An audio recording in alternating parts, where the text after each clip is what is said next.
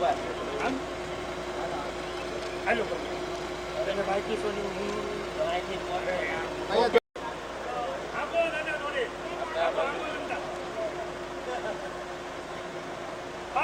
માતા કી જય. ભારત માતા કી જય.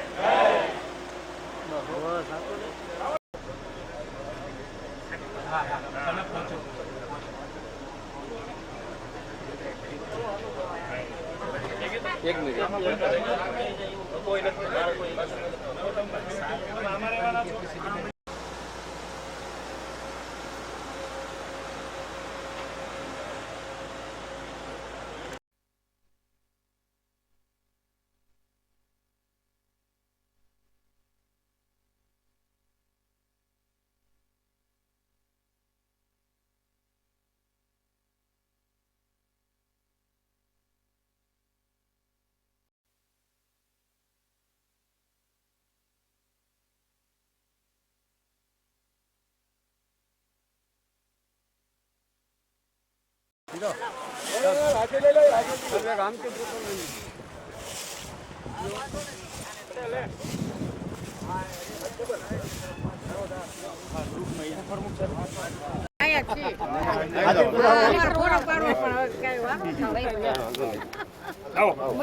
ચાલો ભાઈ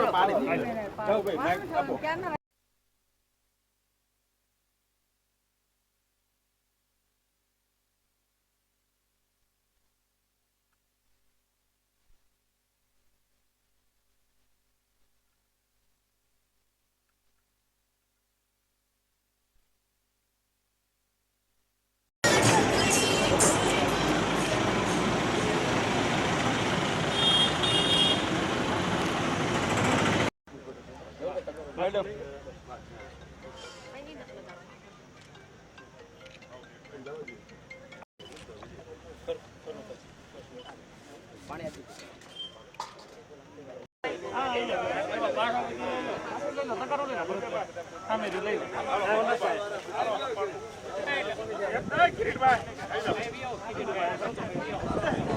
મૂકો નીચે બસ હા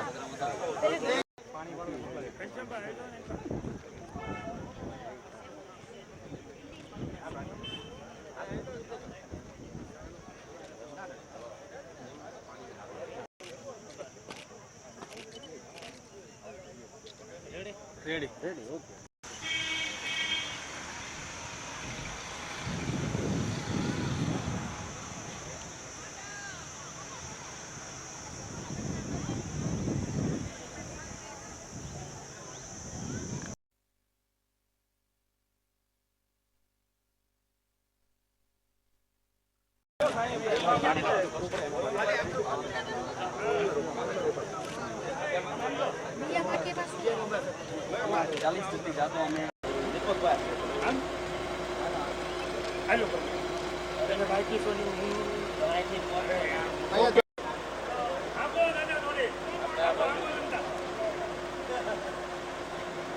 ભારત માતા કી જય.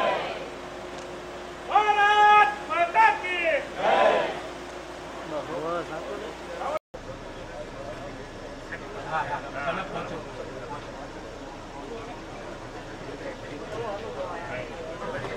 એક મિનિટ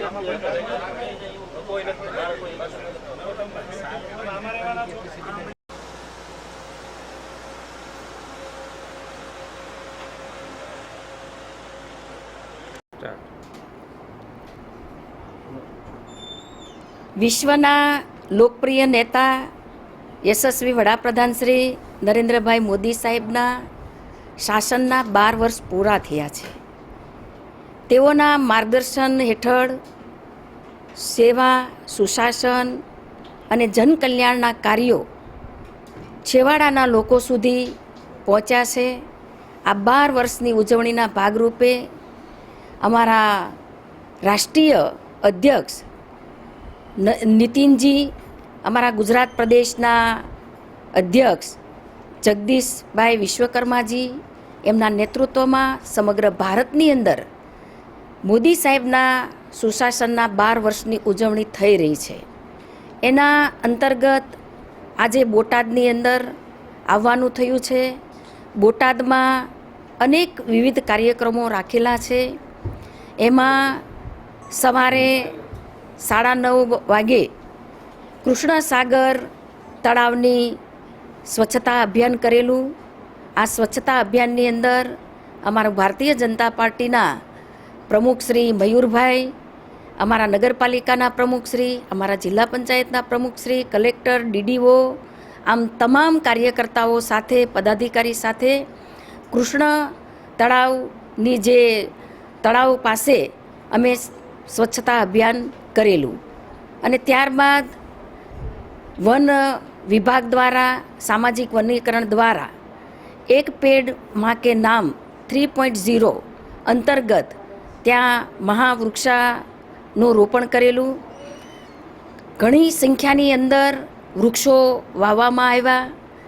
બાળકો સાથે, અમારા પદાધિકારી સાથે વૃક્ષારોપણ કરેલું. આજે પેટ્રોલ બચાવો મોદી સાહેબના આહવાનને લઈને અમારા પદાધિકારી, કલેક્ટર, ડીડીઓ, અમારા નગરપાલિકાના પ્રમુખ, જિલ્લા પંચાયતના પ્રમુખ, અમારા જિલ્લાના પ્રમુખ સાથે અને અમારા સંગઠનના કાર્યકર્તા સાથે આજે અમે એક બસમાં સૌ બેઠીને એક સાથે આ બધા કાર્યક્રમોમાં જવાનો અમે આયોજન કરેલું છે. ત્યારબાદ અમે વિકાસ પથ યાત્રા દ્વારા મોડર્ન સ્કૂલની મુલાકાત લેવાના છે, કસ્તુરબા સ્કૂલની મુલાકાત લેવાના છીએ અને પ્રાકૃતિક ખેતીને વાત અમે ખેડૂતો વચ્ચે મૂકવાના છે, એનું પણ કાર્યક્રમ છે. જનસંપર્કનો પણ કાર્યક્રમ આપેલો છે.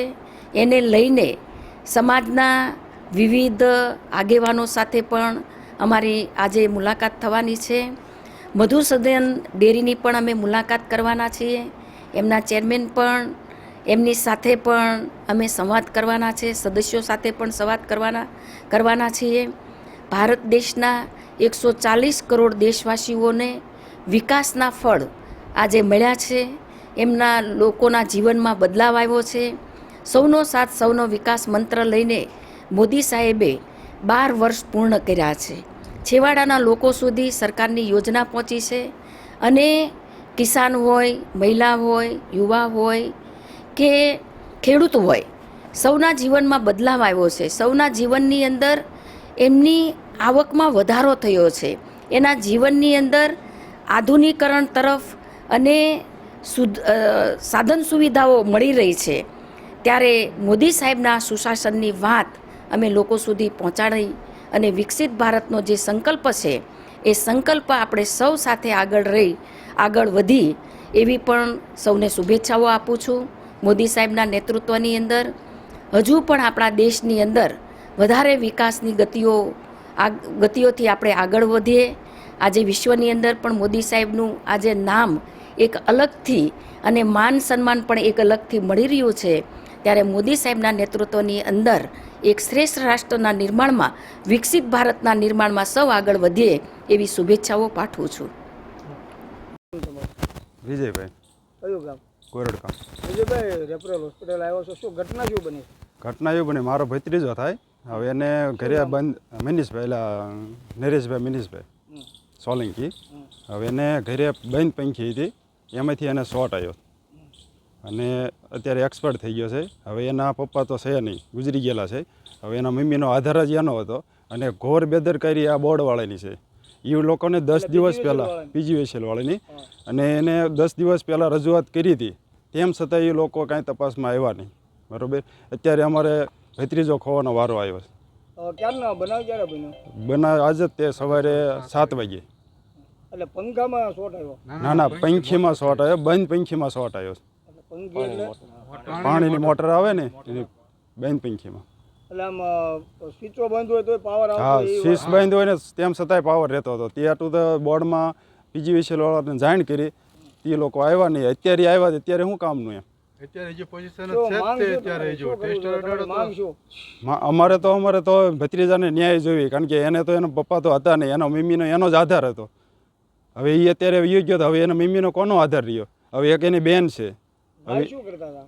હા, તો હીરા ગણતા હતા. એની ઉપર તો ઘર હાલતું હતું, મજૂરી કામ ને. ટૂંકમાં એ હીરા મજૂરી કામ જ થયું ને.